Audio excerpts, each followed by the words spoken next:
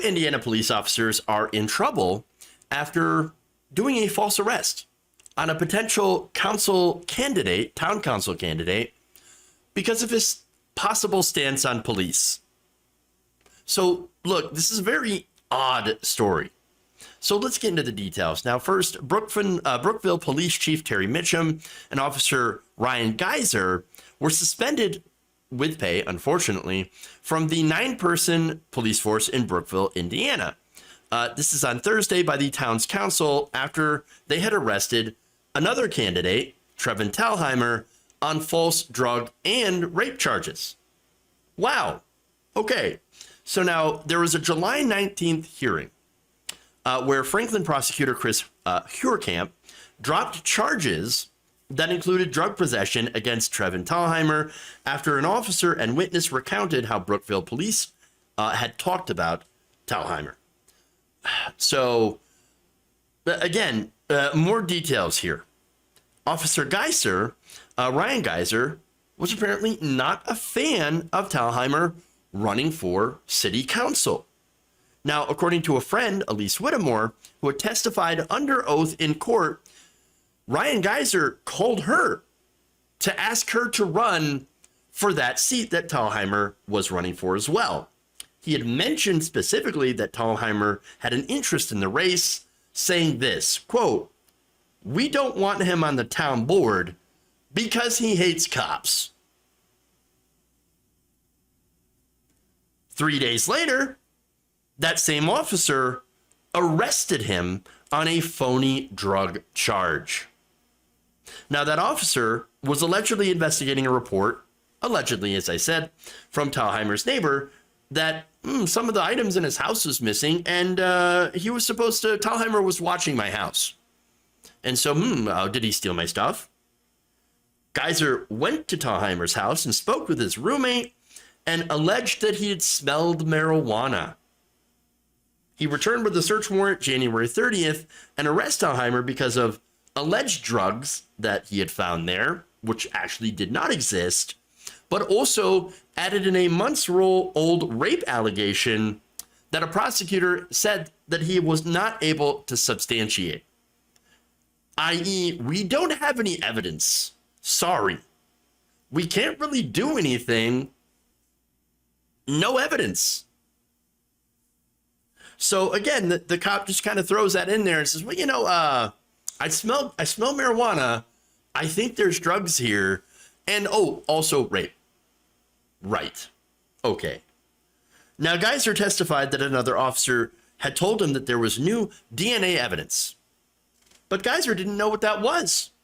And that he wasn't an officer on the investigation, but decided to throw that in anyway. I mean, who cares? The guy allegedly hates cops. So let's just arrest him anyway. In fact, the police chief, and this is where he stepped in, because he obviously should have known better, instead said, oh, you've got this, warrant and everything. All right, well, go ahead and arrest him. Just arrest him. Get him out of here. Now, he also said he didn't recall, this is Geiser again, mentioning Talheimer to the friend Elise Whittemore, but he said that he thought Talheimer did not like police and that the chief was not a huge supporter of him. So basically, we think he doesn't like police. We heard they want us to get body cameras. Now, again, this small town in Indiana is one of the few in that area that don't require police to have body cameras. And so apparently Talheimer's in favor of body cameras, and that is enough to make him seem like he's anti-police. Because police accountability, that makes you anti-cop. Right. Okay. No. What they did is, again, they wanted to destroy his political career. And they were very successful, by the way.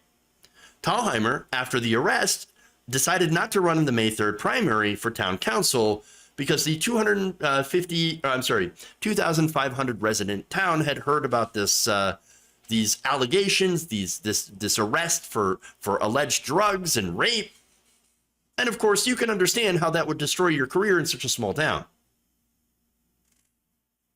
In fact, immediately after he got out of jail, where he was held for about an hour, interestingly enough, he said he couldn't leave his bed. He said he felt he had been destroyed by the criminal charges, which had exacerbated his depression and anxiety. He said, quote, "I have a bad taste in my mouth about politics. I knew politics was dirty, but I didn't know I'd have to dumpster dive." Now that's a good quote, because unfortunately it is 100% true. Yes, politics is dirty. It is incredibly dirty and disgusting, and worse when you have corrupt cops. Now, again, I told you that he eventually had the charges dropped, but it took months. It took months for this to happen, for these charges to be dropped from Thalheimer.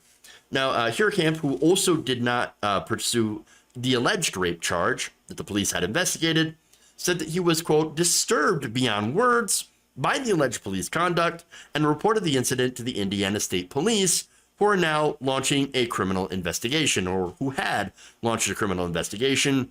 The transcript of that hearing was made public earlier this week. Now, for Thalheimer, again, now we have an investigation. Okay, we don't know. We'll see what happens. But for Thalheimer, he said, that's not enough. You not only destroyed my political career based on nothing, you also arrested me and put false charges on me. So yeah, I'm going to pursue a civil rights claim. You, denied me my civil rights. You went after me.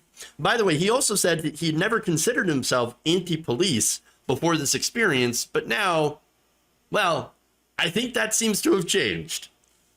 He said that he and his criminal defense attorney, Judson Macmillan, have wondered whether the police were concerned that he would have been in favor of requiring officers to wear body cameras.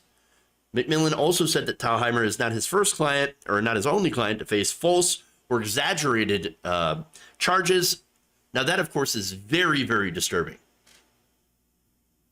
Yeah. So cops making up charges and arresting people. So now, look, this does happen. Police do plant evidence. But the thing is, and a lot of right-wingers, don't really understand this.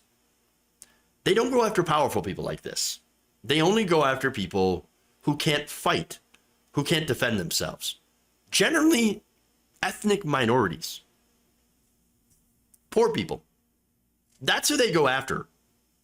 And so understand the difference here. People that cannot fight for themselves, who cannot fight back against these charges, those are who the police tend to go after the most.